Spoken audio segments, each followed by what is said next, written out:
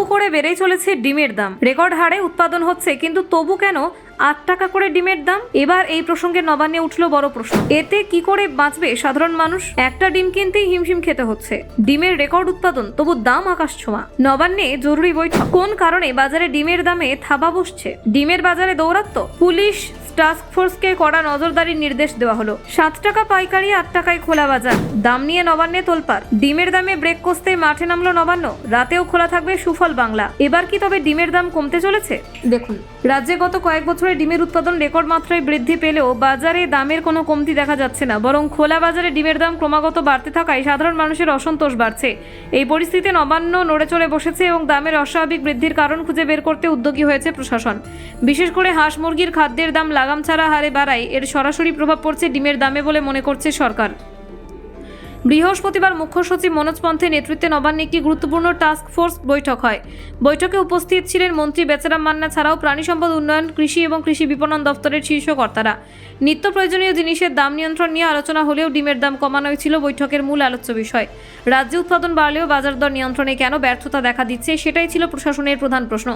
বৈঠকে উঠে আসে হাঁস মুরগির খাবারের মূল উৎপাদন ভুট্টার সরবরাহ কমে গেছে। ভুট্টা চাষ বাড়লেও তার একটি বড় অংশ ইথানল উৎপাদনে ব্যবহৃত হচ্ছে, ফলে পোলট্রি খাদ্যের জন্য প্রয়োজনীয় ভুট্টা পাওয়া যাচ্ছে না, যার প্রভাব সরাসরি ডিমের উৎপাদন খাতে পড়ছে। এই খাদ্যমূল্য বৃদ্ধির সামগ্রিক বাজারে ডিমের দাম বাড়াচ্ছে বলে রিপোর্টে জানানো হয়েছে। টাস্ক ফোর্সের সামনে এও জানানো হয় যে রাজ্যে ভুট্টা চাষ আসলে বাড়ছে, পাশাপাশি স্থানীয় স্বনির্ভর গোষ্ঠীগুলিও খাবার তৈরিতে গুরুত্বপূর্ণ ভূমিকা নিচ্ছে। তাহলে খাদ্যের এত দাম বাড়ছে কিভাবে? প্রশাসনের কাছে এখন এটাই বড় প্রশ্ন হয়ে দাঁড়িয়েছে। স্বনির্ভর উৎপাদনের মধ্যেও দামের এই অস্বাভাবিক বৃদ্ধি তদন্তের দাবি রাখে। বর্তমানে পাইকারি বাজারে ডিমের দাম 7 টাকা 5 পয়সা, খোলা বাজারে তা 8 টাকার কাছাকাছি। পোলট্রি ফেডারেশনের সাধারণ সম্পাদক মদন মাইতি দাবি করেন, উৎপাদন বেড়ে যাওয়ার ফলে দামের লাগাম সম্পূর্ণ ছুটে যায়নি। এত বেশি উৎপাদনের পরেও বাজার দর 8 টাকায় আটকে রাখা সম্ভব হয়েছে, তবে কোথাও বেশি দামে বিক্রি হচ্ছে কিনা তা নজরে রাখা উচিত বলে তিনি জানান। আলোচনায় আরও উঠে আসে 2025 সালে ডিমের গড় দাম ছিল 5 টাকা 74 পয়সা, যা গত বছরের তুলনায় একটু বেশি। বাজার বিশ্লেষণে দেখা গেছে যে দামের এই বৃদ্ধি ক্রমশ স্থায়ী প্রবণতায় পরিণত হচ্ছে। তাই টাস্ক ফোর্স মনে করছে এখনই কঠোর ব্যবস্থা না নিলে ভবিষ্যতে দাম আরও বাড়তে পারে।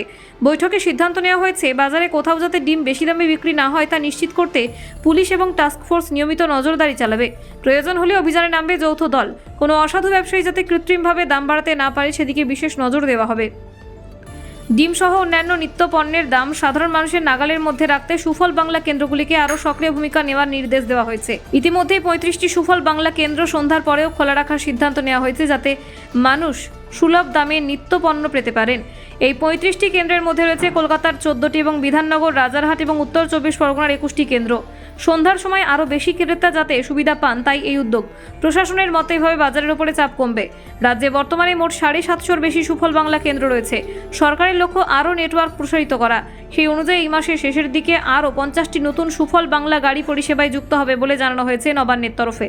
Bureau report, news prime Times.